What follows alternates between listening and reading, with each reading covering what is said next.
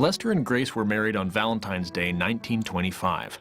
Grace left a teaching position in the Pittsburgh public school system to become Lester's wife. His number was number 13 on the football team. Right. He wanted to get married on the 13th, Friday the 13th. Grandma Horgan would have none of that, so they were married on the 14th, which was Valentine's Day, and that's probably more likely the reason they got married on the 14th. The couple initially set up house in the Lehigh Valley. However, it did not take long for Grace's desire to raise her family in Bernathen to influence Lester's plans. Lester had planned on playing for the Buffalo Bisons for the 1925 season. However, by mid-season, the couple was renting in Bernathen and expecting their first child. Lester was working for his brother Oswald during the week climbing trees and playing football for the Atlantic City Blue Tornadoes on the weekend. Atlantic City played Coaldale that season. Lester scored all of the Blue Tornadoes' points in a 9-0 win.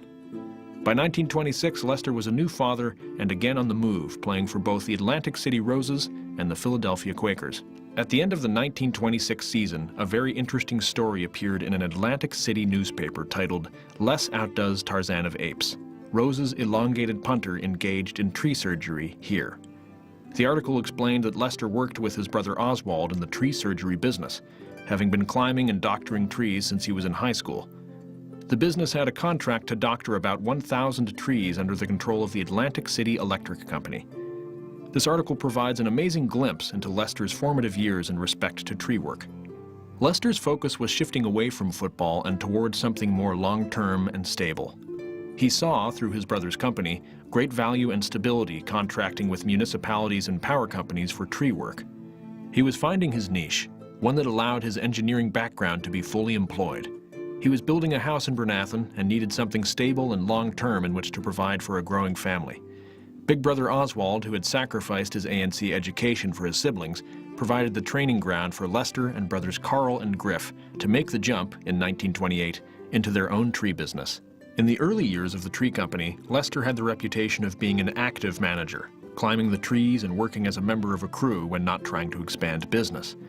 In a 1988 interview, former employee Charles Harrer, then in his late 80s, described Lester as a leader by action, never asking someone to do something he would not do himself.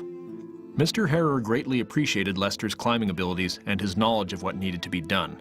Lester had the reputation of demanding safety first with a clean and orderly job site. Lester used his innate mechanical abilities as well as his engineering training to embark on a multi-decade endeavor to improve the safety and efficiency of the tree trimming business. He assisted in the perfecting of the modern chipper, brush saw, trim lift, split dump, and the chipper truck, and is the inventor of the fiberglass lift. What was some of the equipment he worked on, and what did it have, and what did he have to do with it? Okay, that's a good question. The chipper was made by a firm in New England called Fitchburg. And we developed it with them, meaning we, Dad and all the people in the company. And when we had it perfected pretty much the way we wanted it, then they said, okay, we now have a patent, you'll pay us double. And Dad said he wasn't interested in patents, and that's when we put the flywheel on the machine and made it work without their particular spot that was patented, which is a flapper plate. Grandpa Lester saw the advantage of being able to take the brush, which, you know, they'd cut these branches off the trees and they'd pile them in a truck. Right. It'd be a huge pile, and it wouldn't be long before the truck was filled and they'd have to drive off and dump it somewhere. Right. It was hard to get enough in one truck, and also the dumping was a problem. Where are you going to dump it? So he saw the real advantage to having a machine that would chip up these branches into little chips. And he worked, you know, by phone or letter or in person maybe, to perfect the machine for what purpose he wanted it. Most of what Grandpa did was in response to what was needed. They had these lifts, cherry pickers or trimmer lifts, because the jobs were along the highways to cut the tree branches away from the wires. Aerial device was also already built, and the particular one we were looking at was one that was called a cherry picker, made by a firm out in Seattle, Washington. But if the machine touched the wires, if the metal boom that lifted the bucket up, Right. it could send an electrical current through the whole of the truck. Now the guy in the bucket was safe because the bucket was insulated. Right. But if you were leaning against the truck down below and you hit the wires, you got zapped. Oh no. So I think there probably were a couple of fatalities. And then he decided to see what he could do, and he made a boom out of fiberglass. So that's when we got involved with Dad got involved with the DuPont company and making the Spiraroy boom, upper boom, is a wound fiberglass material.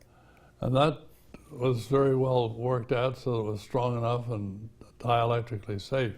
One thing about Dad's inventiveness, when he went out to estimate a job, they'd drive down a street and they'd have to count the trees or count the telephone poles or whatever, different things. He invented a glove, kind of like a computer. Thumb was one contact, and then each of the four fingers were four different contacts, so that he could go like this and count trees, and go like this and count poles, and Oh, wow. so that's how he started his inventing